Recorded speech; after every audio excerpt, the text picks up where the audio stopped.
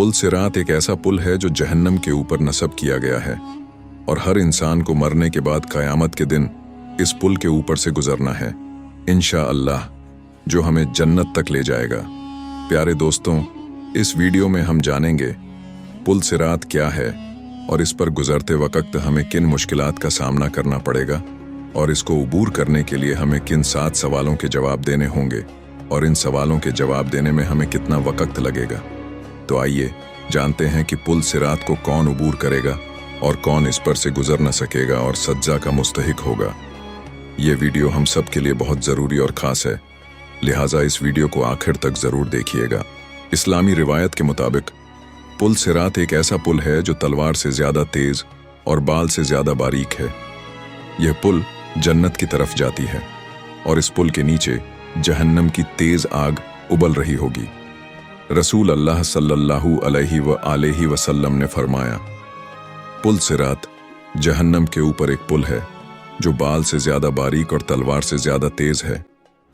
हर शख्स को इस पर से गुजरना होगा।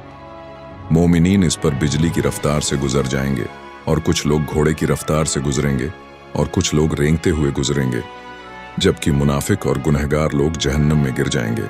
एक और हदीस में रसूल अल्लाह सल्लल्लाहु अलैहि वसल्लम ने इरशाद फरमाया, पुल सिरात 3000 साल का रास्ता है, 1000 साल ऊपर चढ़ाई का है, 1000 साल सीधा है और 1000 साल नीचे उतरने का है, जिसमें खौफनाक जानवर भी होंगे।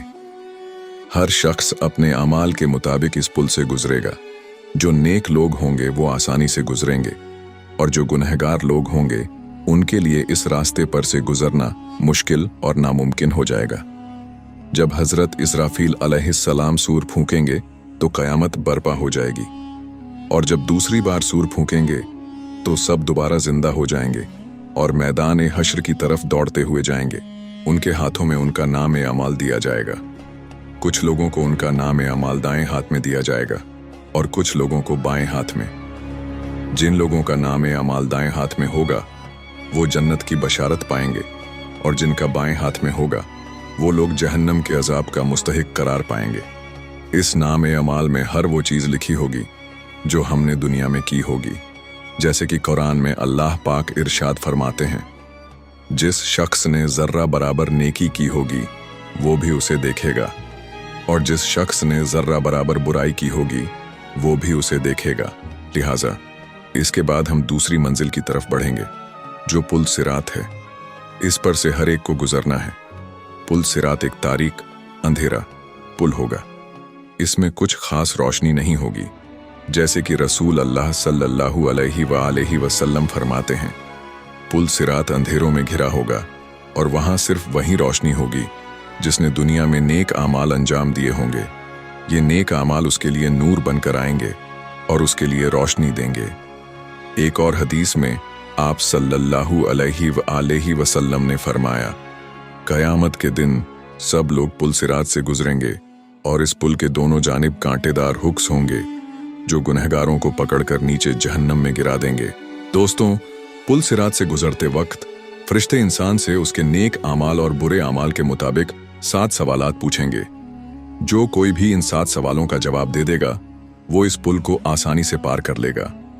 इंसान से पहला सवाल होगा, तुम्हारा रब कौन है? तो जो नेक लोग होंगे वो आसानी से जवाब देंगे और कहेंगे कि हमारा रब अल्लाह है, और काफिर लोग इसका जवाब नहीं दे पाएंगे और वो जहन्नम में गिर जाएंगे। फिर दूसरा सवाल नमाज के बारे में पूछा जाएगा। जिन लोगों ने नमाज इखलास के साथ दुनिया में अदा की होगी उनके लिए जवाब देना आसान हो जाएगा। फिर तीसरा सवाल ज़कात के बारे में पूछा जाएगा कि हमने अपना माल कहाँ खर्च किया है। अल्लाह के हुक्म के मुताबिक हमने ज़कात गरीबों और मोहताजों को दी है या नहीं। हमने अपना माल कैसे कमाया? क्या हमने इसमें हलाल और हराम का ख्याल रखा? अगर हमने अपना माल अल्लाह की राह में खर्च करने के बजाय सिर्फ जमा किया है तो हमें इस पुल से गुजरना मुश्किल हो जाएगा। फिर अगला सवाल रोज़ा के मुतालिक पूछा जाएगा जो हर मुस्लिम पर फ़र्ज है। इसके बाद हमसे हज के बारे में सवाल किया जाएगा।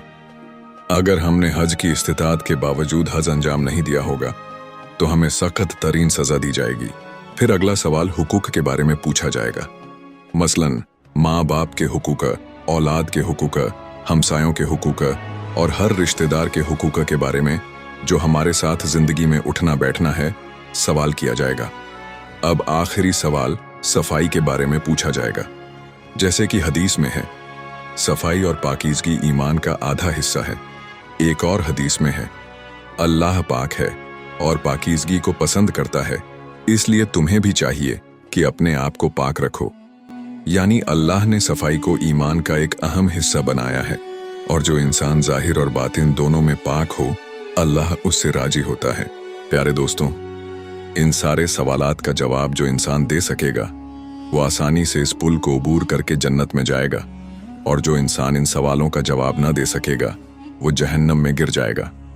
रब कायनात से दुआ है कि अल्लाह हमें नेक आमाल अंजाम देने की तौफीक दे और बरोज़े क़यामत इस पुल को आसानी से अबूर करना नसीब करे। आमीन या रब्बल आलमीन।